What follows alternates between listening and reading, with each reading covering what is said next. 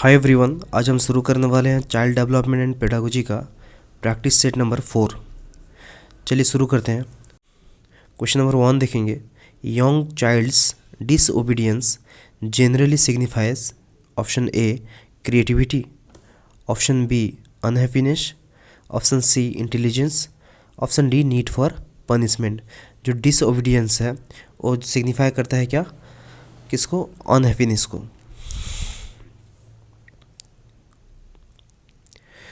Question number 2 देखेंगे। How would you handle indifferent and careless student in the class? By calling their parents, by expelling them from the class, option C by solving their problems after giving audience. तो सही answer क्या होगा? Option C.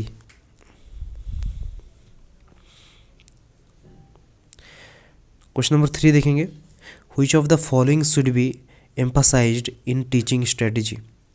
Option A application of psychology, option B application of science, option C application of technology या option D all of the above।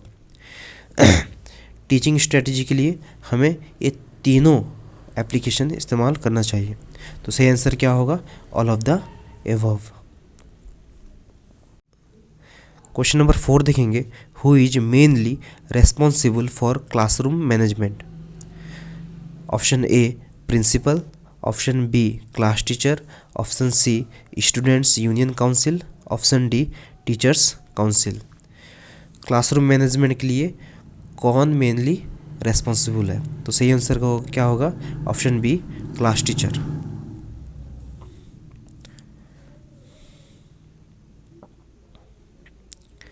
Question number 5 देखेंगे। Guidance and counselling for all individuals are needed for option A proper adjustment in the society and in the school, option B removing barriers of learning, option C removing psychological and social problem या option D all of the above. सही answer क्या होगा? All of the above. Question number 6 देखेंगे। Motivation is a option A scientific concept, option B psychological concept, option C philosophical concept या option D natural concept. Motivation is a psychological concept. Question number 7 देखेंगे। Punishment is option A negative reinforcer, option B a positive reinforcer, option C not a reinforcer at all, option D none of the above. Positive reinforcement जो है good behaviour को बढ़ावा देता है, जबकि negative रीइंफोर्सर जो है वो बैड बिहेवियर को कम करता है। और बचा option C not a reinforcer at all और option D none of the above. इसका सही आंसर क्या होगा? पनिशमेंट इज, यहाँ पर ऑप्शन डी होगा none of the above.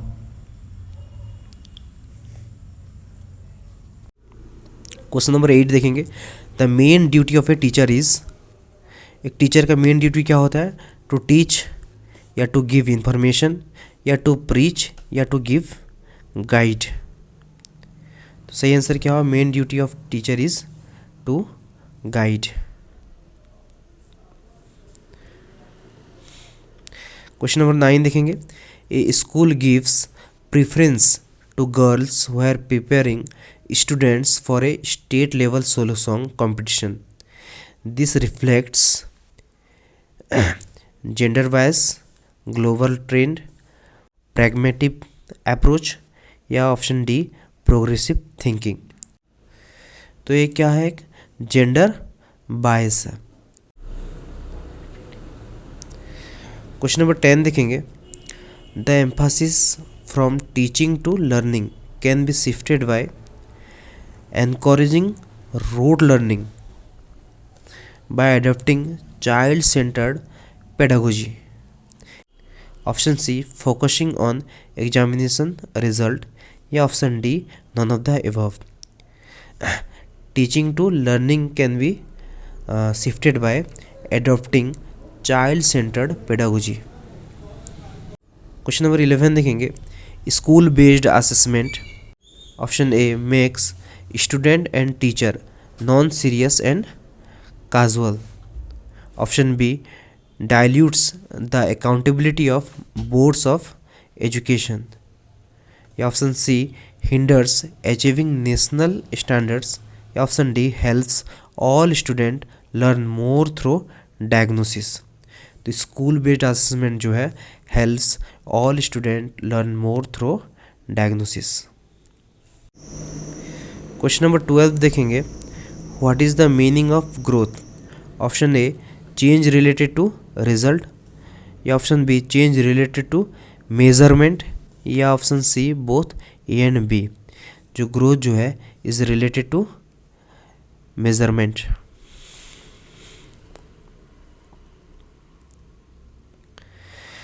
Question number 13 देखेंगे, what is the meaning of child development. Option A development is development in length, breadth and fatness of a children। development of a mental and intellectual ability of a child। या overall development of a child। जब भी हम child development का बात करते हैं तो उसका ओवरऑल डेवलपमेंट को माना जाता है।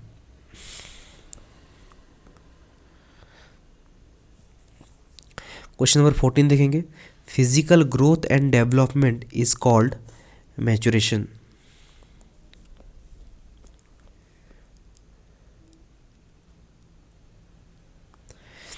क्वेश्चन नंबर 15 देखेंगे, in pedagogy nature versus nurture means heredity and environment. Question number 16 देखेंगे, in socialization of peoples though school generally fail which operate on religious pattern, operate on caste basis, operate on linguistic basis। तो क्या होगा इसका, all of the above. In basis में जब कोई भी school organise होता है या चलता है तो क्या होता है, जनरली फेल हो जाता है। क्वेश्चन नंबर 17 देखेंगे, socialization is a adaptation of social norms. Question number 19 देखेंगे, जीन पियाजे वाज ए स्विस साइकोलॉजिस्ट।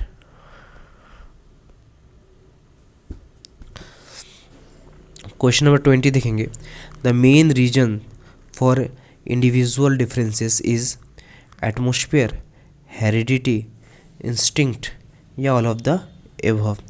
इसका आंसर क्या होगा, all of the above. Question number 21 देखेंगे, learners display individual differences so a teacher should. Option A insist on uniform pace of learning. Option B enforce strict discipline. या option C provide variety of learning experiences. तो सही answer क्या होगा, option C, it provides variety of learning experiences.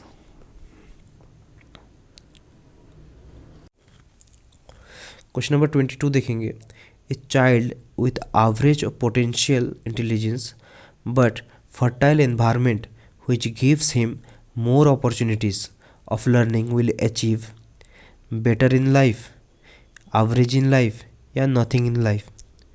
ज़्यादा opportunity मिलता है तो it will be achieve better in life।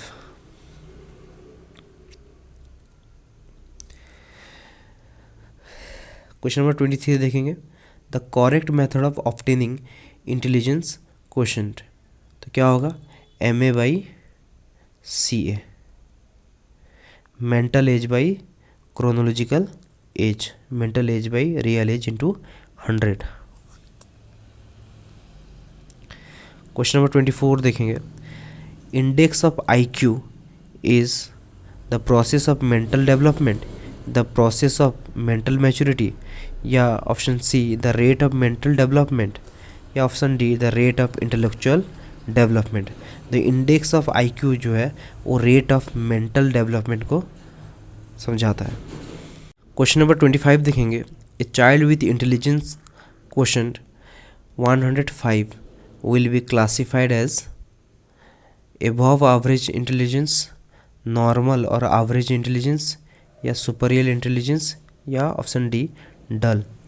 90 से 110 आईक्यू वाले बच्चों को हम नॉर्मल या एवरेज इंटेलिजेंस बोलते हैं। क्वेश्चन नंबर 26 देखेंगे। The problem child is generally who has an unsolved problem, या option B an over protective parents, option C a poor home environment, या option D a poor heredity. A problem child जो है, जो पोर home environment उसका एक reason हो सकता है।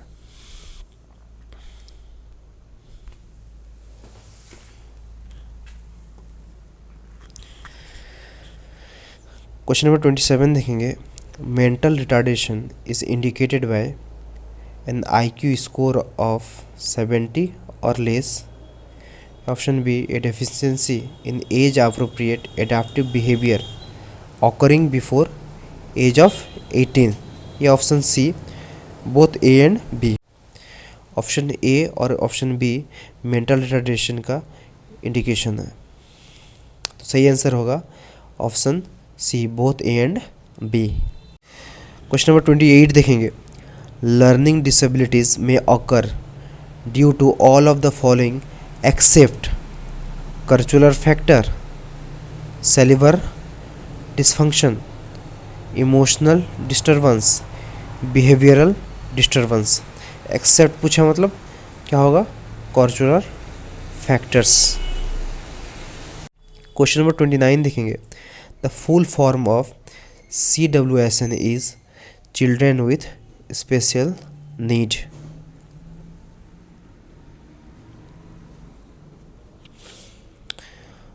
क्वेश्चन नंबर 30 देखेंगे।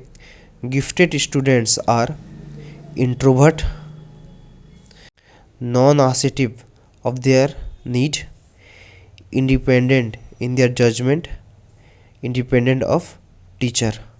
तो सही आंसर क्या होगा, gifted students are independent in their judgement.